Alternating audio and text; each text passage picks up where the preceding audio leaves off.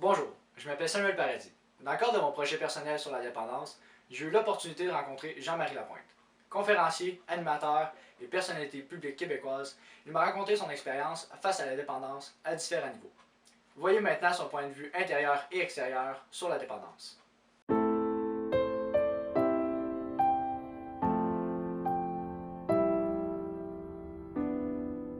Bonjour, mon nom est Jean-Marie Lapointe. Comment je peux me présenter? Je suis un gars sensible à la cause des humains. Et puis, c'est ce qui fait que j'aime m'impliquer dans des projets professionnels, des projets aussi dans le domaine du bénévolat qui touche l'humain au sens très très large. Parfait. Comme vous savez déjà, en fait, le projet que j'ai la chance de réaliser porte sur les individus qui ont vu ou vécu de proche ou de loin les effets toxiques et néfastes de la dépendance, soit à la drogue, à l'alcool ou autre. Ouais.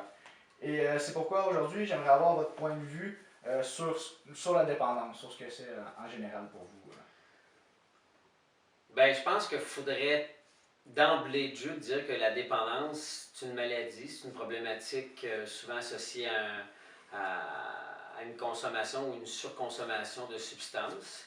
Mais la dépendance au sens large, c'est aussi une, une maladie qui t'empêche d'avoir une vie équilibrée parce que toute ta vie tourne autour de cette dépendance-là. Que ce soit l'alcool, les médicaments, le jeu, le sexe. La différence entre une personne qui n'a pas un problème d'alcool et une qui est vraiment dépendante, c'est que, par exemple, dans le temps des fêtes, on sauve une petite bouteille de vin, on a un bon repas, on s'amuse, puis après ça, on ramasse la vaisselle, puis on s'en va se coucher. La personne qui n'a pas de problème, ça s'arrête là, puis le lendemain matin, elle s'en va, elle va faire son sport, elle va faire son épicerie, puis le kit, puis elle continue.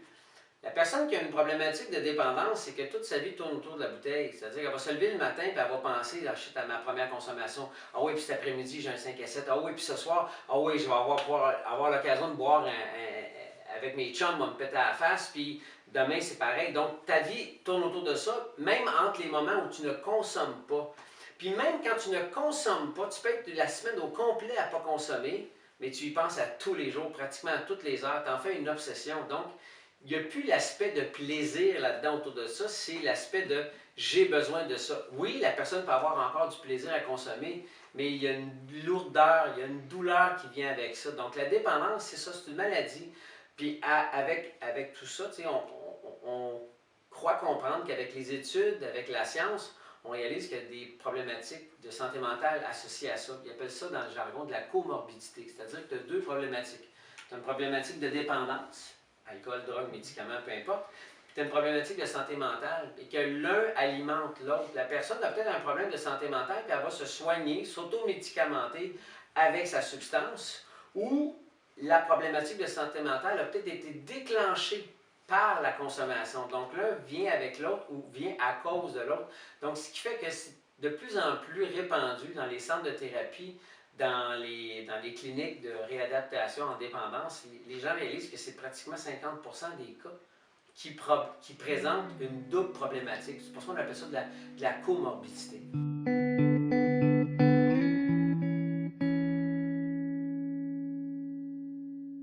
Et en fait, comme la plupart des gens savent, votre père, à vous, a consommé beaucoup durant sa vie.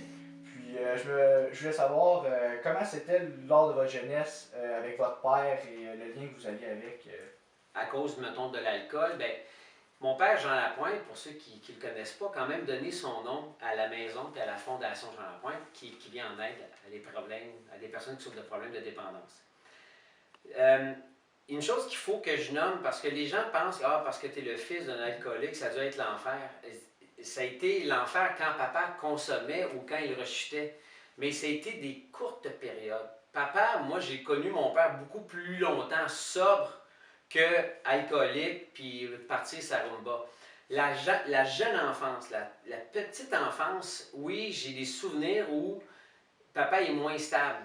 Il faisait partie des Gérolas, il était souvent, ça c'était un duo d'humoristes, il faisait de la grosse tournée. Puis j'ai des souvenirs que ma mère vivait beaucoup d'anxiété, beaucoup d'angoisse, et nous aussi, mes soeurs et moi. C'est sûr qu'à ce moment-là, le mot anxiété, angoisse, tu connais pas ça, mais il y a comme une lourdeur, il y a comme une pression au niveau du cœur, et c'est pas le fun de vivre dans la maison à cause de ce stress-là. Quand je suis arrivé plus à l'adolescence, papa avait arrêté de boire, puis il a comme connu une deuxième carrière quand il a décidé de partir en solo. Il a quitté les Gérolas avec Jérôme Lemay. Et là, papa, sa carrière a fait ça. Et pendant ces années où papa, sa carrière faisait ça, c'était des belles années où papa n'a pas consommé. C'était les années où, justement, il a fondé la maison Jean Lapointe, il y a eu des télétons, Jean Lapointe aussi. Donc, toute cette période-là, c'était une belle période. Mais papa, à l'occasion, de très rares occasions, il y avait des moments où il y en avait trop, il rechutait. Alors, j'ai l'impression que papa, sa rechute, c'était pas parce qu'il voulait partir sur une bas puis il y avait du fun à boire. Non, c'est que c'est un trop plein d'émotions, un trop plein de stress, un trop plein d'intensité qu'il pouvait peut-être pas gérer à jeun et c'est là qu'il tombait dans l'alcool ou le gambling, par exemple. Donc, mais papa revenait vite. T'sais, il ne partait pas sur une chire pendant des mois et des mois. C'était généralement une courte période de temps, très courte. Des fois, c'était quelques jours, une semaine ou deux maximum. Mais il revenait après ça, puis il rentrait en thérapie, il faisait une désintox. Puis là, il pouvait être un bon bout là, pendant des années sans consommer. Donc, c'était ça. Alors, ça n'a pas été dans l'âge, mettons, mon adolescence, fin de l'adolescence, début de l'âge adulte. C'est pas ça qui a été lourd dans la famille. En tout cas, pour moi, c'était beaucoup plus jeune dans mon enfance. Puis vous avez parlé de votre mère qui était anxieuse et qui avait beaucoup de pression aussi. Est-ce qu'elle aussi, elle consommait ou elle accompagnait son mari dans tout ça? Dans la rumba, non. Ma mère, la particularité, c'est que j'ai des souvenirs où ma mère boit de l'alcool quand je suis plus jeune, même à l'âge adulte, où ben, elle a le vin heureux. C'est-à-dire qu'on a des soirées d'élection, ils font des parties, parce que mes parents avaient beaucoup d'amis dans la politique, des soupers de Noël, des fêtes. Et ça, je vois maman qui est heureuse. Elle a du fun à organiser des événements, on a du plaisir, ça se passe bien. Donc pour moi, maman, je suis loin de me douter qu'un jour elle va développer un problème d'alcool, mais c'est arrivé dans sa quarantaine. Quand la carrière de mon père a commencé à décliner, quand les enfants ont commencé à voler de leurs propres ailes, je pense que maman a eu de la difficulté à s'adapter à sa nouvelle vie. Et j'ai l'impression qu'il y a comme des regrets, des sentiments de peut-être d'avoir passé à côté de sa vie, puis plus la relation entre mon père et ma mère qui n'a peut-être pas toujours été au beau fixe, ce qui fait que quand maman a commencé à boire, puis a commencé à boire de façon abusive et à tous les jours, ben j'ai des souvenirs où maman, je la sens où il y a comme du ressentiment, il y a de la colère, où maman passe ses heures au téléphone à vider son sac, puis je la sens pas heureuse. Je la sens même de plus en plus triste, en colère, angoissée, et l'alcool, c'est son médicament, c'est son refuge. Puis plus jeune, je me dis, non, as-tu fait exprès pour se venger, puis de mettre ça dans la face à mon père, tiens, toi, tiens, ta maison, j'en ai pointe, tu sais. Et je pense que maman, c'était loin de ça. Je pense que c'est vraiment quelqu'un qui a pris l'alcool comme médicament. Et contrairement à mon père, ma mère, elle a bu à temps plein pendant les 4-5 dernières années de sa vie, jusqu'au moment où elle en est même morte. Donc, c'est l'alcoolisme qui a tué ma mère.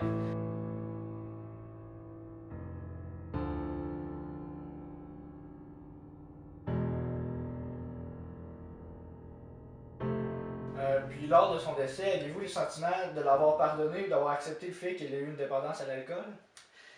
Quand maman est morte, je suis loin d'être dans le pardon, je suis loin dans la compréhension, je suis juste un fucking de zombie et là je viens de perdre ma mère. Moi j'ai 26 ans à ce moment-là et je me sens abandonné, je me sens seul, je sens qu'il y a un trou dans mon cœur, ma mère est morte. Donc il y a un sentiment d'impuissance, il y a un sentiment de rien comprendre dans tout ça. Puis tu essaies de survivre malgré la mort de ta mère. Et c'est avec les années qui ont suivi que là, j'ai compris beaucoup plus la maladie de l'alcoolisme, la maladie de la dépendance, et qui est une maladie potentiellement mortelle. T'sais. Papa a survécu, ma mère, elle en est morte, puis on en connaît plein de gens qui meurent de la dépendance, peu importe la substance. Donc, il y a eu beaucoup de compassion qui a émergé, hein, dans le fond, parce que là, j'ai réalisé que maman, elle a dû souffrir. C'était plus juste pauvre Jean-Marie, il n'y a plus de mère. Non, c'est que maman a dû souffrir de vouloir mourir à petit feu comme ça. Puis encore là, voulait-elle mourir? Voulait-elle plus geler un mal de vivre? Parce que on apprend finalement avec les années qu'une personne qui se suicide, c'est pas parce qu'elle veut absolument mourir, c'est qu'elle a une souffrance, puis c'est le seul moyen qui existe pour arrêter de souffrir. T'sais. Il y a beaucoup de gens qui se gèlent à petite dose, c'est quasiment des mini-suicides aussi, parce qu'ils veulent tellement arrêter de souffrir qu'ils se gèlent. Alors peut-être qu'il y avait un petit peu de ça chez ma mère. Donc il y a eu beaucoup de compassion qui a vraiment pris place dans mon cœur par rapport à ma mère. Puis le pardon, ben oui, c'est venu. Je suis venu à pardonner à ma mère parce que ma mère, elle souffre d'une problématique, probablement de santé mentale, qui a peut-être été non diagnostiquée, mais ajouté à ça avec un grave problème d'alcool, c'est plus juste pauvre Jean-Marie qui a perdu sa mère, non, c'est pauvre maman qui a donc souffert. C'est plus ça qui a pris place.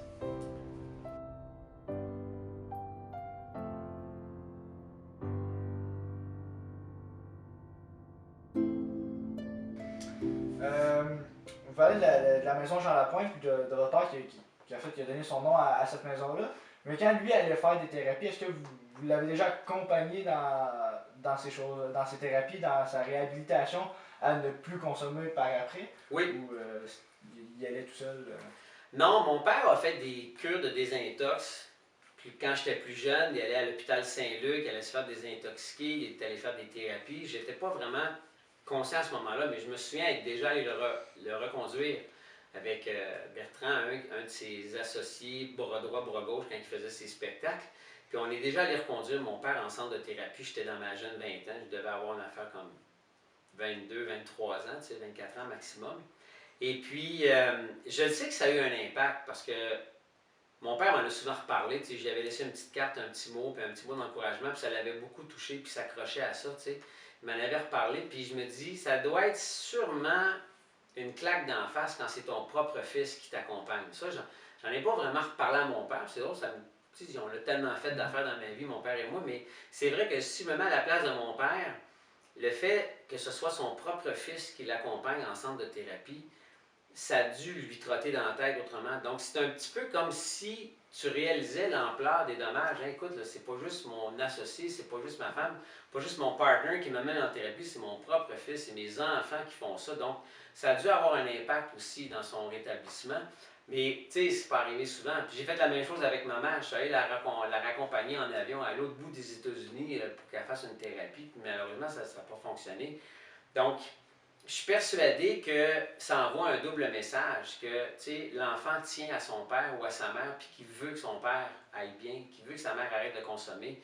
Mais ça envoie aussi le message aux parents qui disent hey boy, les conséquences de ma consommation sont rendues telles que mon propre enfant vient me raccompagner. Mais c'est peut-être pas tout le monde qui est capable de se dire ça, parce que des fois, quand tu consommes, tu es dans ta maladie, la maladie fait que des fois, tu es dans le déni. Tu ne veux pas voir les conséquences de ta consommation.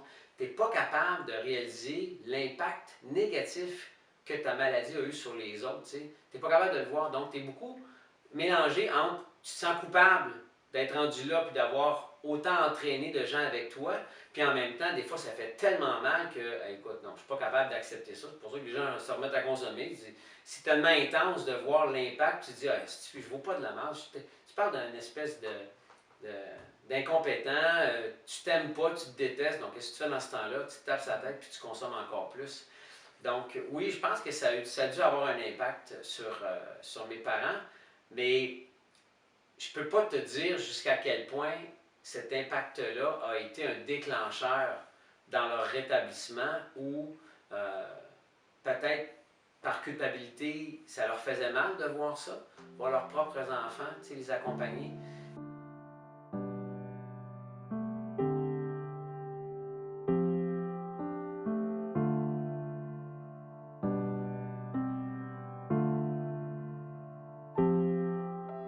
Comment tous ces événements vous ont-ils fait changer votre perception des choses et de la société qui nous entoure? Donc la dépendance, vous l'avez vu un peu partout, soit avec votre émission Face à la rue. Comment tout ça a fait changer votre perception de... oui, c'est une maladie qui peut potentiellement causer la mort, comme vous l'avez dit, mais comment vous voyez les gens qui consomment? Comment vous les voyez à vos yeux? Ben moi, je pense qu'il y a deux types de personnes qui consomment. Il y en a qui consomment, puis ont du fun, puis qui n'ont pas de problème, puis il y a les autres qui consomment et que ça peut devenir un problème pour eux comme pour les autres, les proches. Tu sais, il n'y a personne qui se lève le matin en se disant « J'espère avoir une Christie de journée de mal ». C'est pas vrai, là. Tu te lèves le matin, puis si ça va bien dans ta tête, tu vas avoir une belle journée, tu sais. Alors, c'est sûr qu'il y a des gens qui se servent de l'alcool, des pilules, de la drogue pour uplifter, agrémenter, colorer leur vie, puis ça n'est pas un problème. Mais il y en a d'autres, ça devient vite une béquille, ça devient vite pratiquement une raison de vivre, tu sais. On vit pour manger ou on mange pour vivre, c'est une différence. Moi, j'ai besoin de manger pour vivre, mais il y en a qui vivent pour manger, ils en font quasiment une obsession, tu sais. Bon, alors, moi, je pense qu'il y a des gens qui ont un problème à la base et que la médication qu'ils ont choisie, l'alcool, les médicaments, la drogue, ben ça les aide à survivre, ça les aide à passer à travers la journée, puis on dirait que sans ça, ils ont de la misère à vivre à jeun leur vie. Autant les highs, hey, écoute, quand tu es sur un high, tu vas célébrer ça, quand tu es sur un down, ben, tu vas mouiller ça, tu sais. Il y a une expression en anglais qui dit oh, pour me another drink. Tu sais, ça veut dire en anglais, quand tu la traduis, c'est un jeu de mots en anglais, mais tu dis ah, pour de petit moi, bon, je vais prendre un verre, puis on va oublier ça. Mais, et c'est que dans la société, c'est tellement accessible. Je veux dire, tu n'as pas besoin d'avoir du cannabis légal pour en prendre. Là. On connaît tout quelqu'un, quelque part, qui peut nous en avoir, tu sais, avant même que ça devienne légal. Donc là, c'est rendu, c'est légal. L'alcool est légalisé depuis longtemps. Le jeu est légalisé depuis longtemps. Donc, on a rendu accessible pour des personnes qui sont plus vulnérables, tu sais, le paradis de la dépendance. Puis, tu sais, je ne ferai pas un débat sur la légalisation ou non de toutes ces substances-là. C'est juste que c'est toujours les plus vulnérables qui vont écoper. Si tu n'as pas de problème, là, tu vas aller au casino avec tes chums, tu vas faire un gros party, tu vas avoir du plaisir, tu sais. Même chose, regarde, c'est ton anniversaire, viens, tu vas te rouler un petit joint, tu as du fun, puis tu n'en feras pas une obsession. Je ne pense pas qu'il y a un problème à ce qu'il existe cette consommation-là. C'est juste que dans la société où est-ce qu'on est rendu, il y a un danger de banaliser. Ah, ben c'est rendu légal, on va en prendre. T'sais. Non, c'est quand même une drogue. C'est une drogue qui peut affecter ton cerveau. Il faut au moins que tu sois conscient.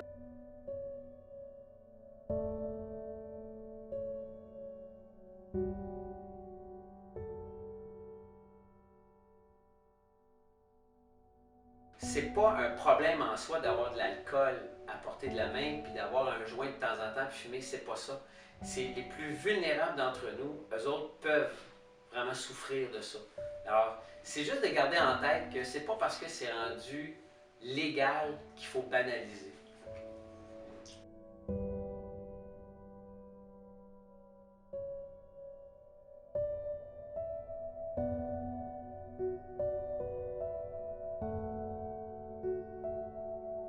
Avez-vous déjà été tenté de consommer à votre tour ou ça a été une barrière de non, moi je veux pas me rendre là un jour? Les deux. Moi, j'ai pas consommé avant l'âge de 30 ans parce que toute ma vie, j'avais peur de ces substances-là.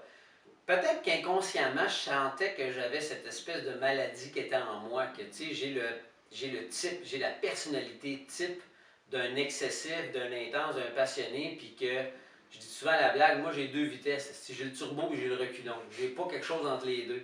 Je suis le même, mais je suis le même aussi dans la vie. Est-ce que je suis le même avec la consommation des substances? Je pouvais pas le savoir tant que je ne l'essayais pas, mais inconsciemment j'en avais peur. Puis j'avais vu les conséquences dramatiques dans ma famille de où est-ce que ça pouvait te mener.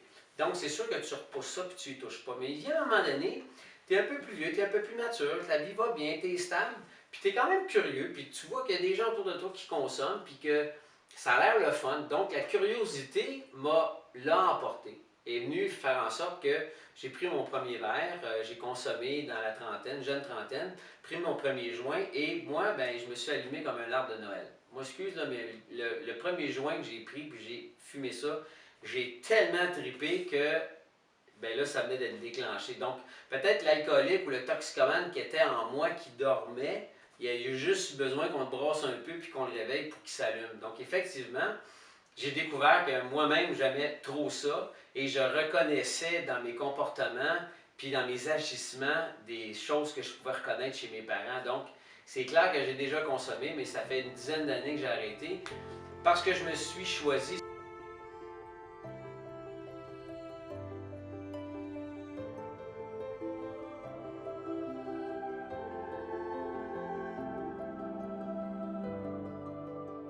Donc, si tu es capable de, premièrement, de dire hey, je pense que j'ai un problème, je pense que ma vie n'a plus de sens, je suis tout croche là-dedans, c'est l'étape la plus importante parce que là, tu réalises que tu n'es plus heureux dans ta consommation puis que tu n'es plus libre, tu n'as plus de fun. Et en plus, ta souffrance là-dedans entraîne avec toi d'autres proches, tes frères, tes soeurs, tes enfants, ta blonde, ton chum. Puis il y a beaucoup de gens qui souffrent à cause de ta consommation. Donc, quand tu réalises ça, tu t'en vas vers quelqu'un qui va peut-être t'aider, que ce soit un spécialiste, il y a des groupes anonymes qui peuvent t'aider aussi. Tu peux aller voir un médecin, tu peux aller voir un intervenant, tu peux faire une thérapie, tu peux aller voir des psychologues. Et clairement, tu vas aller voir des gens qui vont t'amener à mettre le doigt sur le bobo. Dire, bon, pourquoi toi, quand tu consommes, tu vis telle affaire, puis pourquoi tu consommes dans le fond? Là, ils te font te questionner sur toi, tu sais. Ça, je pense que c'est vraiment important dans le rétablissement, puis de comprendre pourquoi tu consommais, puis quels étaient les gains, pourquoi tu avais du fun, qu'est-ce que tu avais à gagner de ta consommation, puis qu'est-ce que tu as perdu aussi à cause de ta consommation. Maintenant, si on enlève la consommation, qu'est-ce que tu vas gagner à ne pas consommer, puis c'est quoi tes pertes? Ben oui, c'est vrai, tu ne peux plus vivre l'euphorie de ta substance, c'est vrai. Donc, il faut que tu fasses un deuil. Il faut que peut-être que tu fasses un deuil d'une vie sociale que plein de personnes sont capables d'avoir parce qu'ils n'ont pas de problème. Mais toi, tu n'es pas capable de boire en public. Tu n'es pas capable d'avoir un verre dans ta main sans en prendre un deuxième, puis un troisième, puis un dixième, puis finalement, te ramasser à quatre pattes, faire la niaiserie, te montrer à la graine, puis te ramasser la tête dans le bol, puis te faire des folies. Donc, tu réalises que tu as des comportements de fou quand tu consommes. T'sais. C'est pas tout ça, mais là, je l'exagère pour qu'on voit l'image. Donc, à ce moment-là, quand tu prends la décision que, OK, là, je suis mieux de ne pas consommer parce que, mais qu'est-ce que je vais faire? Parce que ça prenait une grande part de ma vie, ça. Le party, la consommation, l'achat de ma substance, le fun que j'avais, tu sais. Bien, à ce moment-là, il faut qu'on apprenne à faire d'autres choses.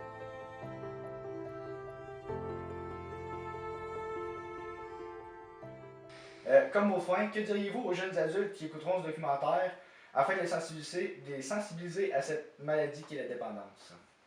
Moi, j'ai pas de problème avec la consommation. J'avais un problème avec ma consommation. Puis je suis persuadé que si j'avais su un peu plus avant l'impact que la consommation aurait eu dans ma vie, j'aurais pris des décisions différentes. Donc, je suis persuadé qu'on n'est pas obligé de se péter le nez sur une porte, puis de perdre son permis de conduire, puis d'avoir des conséquences majeures pour apprendre. L'apprentissage peut se faire autrement. Puis j'espère juste que le projet que tu fais, j'espère juste que tout ce qui se fait aussi en sensibilisation et en prévention vont devenir des bons outils d'information parce qu'on en a besoin, tu sais. Parce qu'actuellement, ce que je sens, en tout cas, et de ce que j'entends, il y a le mot banal qui rime avec légal, tu sais. Parce que c'est légal, oh, c'est banal. Non, c'est quand même des substances qui peuvent potentiellement nous affecter. Puis plus on va être informé, mais plus je trouve qu'on va être outillé avant de consommer. Après avoir visionné cette capsule vidéo, si vous croyez avoir besoin d'aide, ou si vous pensez qu'un proche ou quelqu'un de votre entourage a besoin de support, n'hésitez pas à aller consulter un centre d'aide, non loin de chez vous.